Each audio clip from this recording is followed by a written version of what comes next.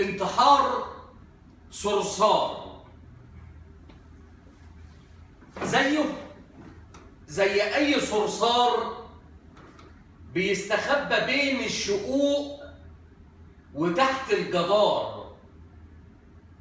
زيه زي اي صرصار بيستخبى بين الشقوق وتحت الجدار، مولود لأم وأب ما يملكوش في الدنيا غير 4 جدران وسقف دار. دارس من ابتدائي لجامعة بامتياز، والآخر كان على قائمة الانتظار بعد ما ذاكر على لمبة إزاز مشروخة بتنور بشريط من السولار. زيه زي أي صرصار بيستخبى بين الشقوق وتحت الجدار.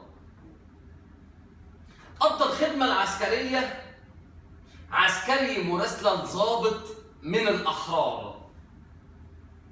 ده حر الصيف وبرد الشتاء وداس في الوحل تحت الأمطار، لابس بيجامة كستور، لا للبنطلون أستك ولا للجاكيت زرار، وفي طفولته بيلعب بغطيان الكازوزة ونحلة خشب بقطان دبار.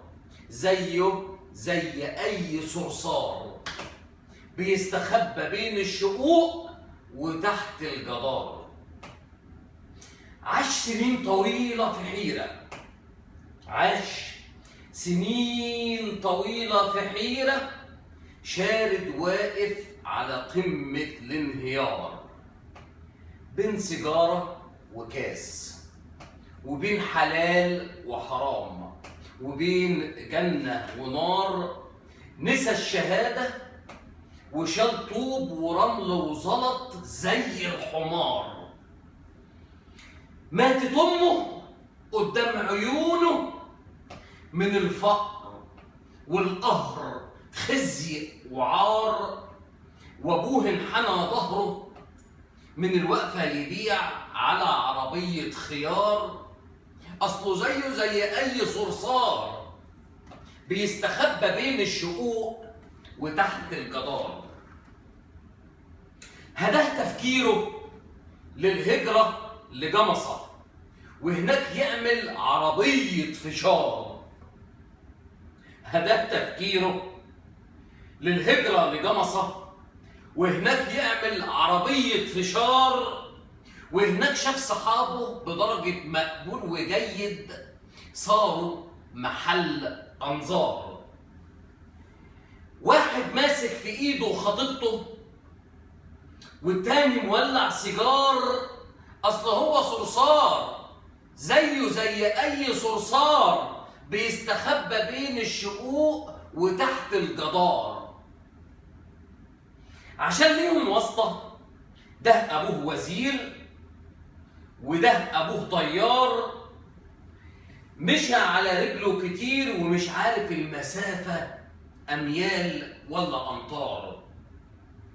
يا ترى ده عدل ولا ظلم، ولا أنا فاشل وهم اللي شطار؟ بيسأل نفسه وهو يائس ومحبط، وكالعادة هربت الأعذار. اسودت الدنيا في عيونه، وكان آخر قراره الانتحار. زيه زي أي صرصار بيستخبى بين الشقوق وتحت الجدار.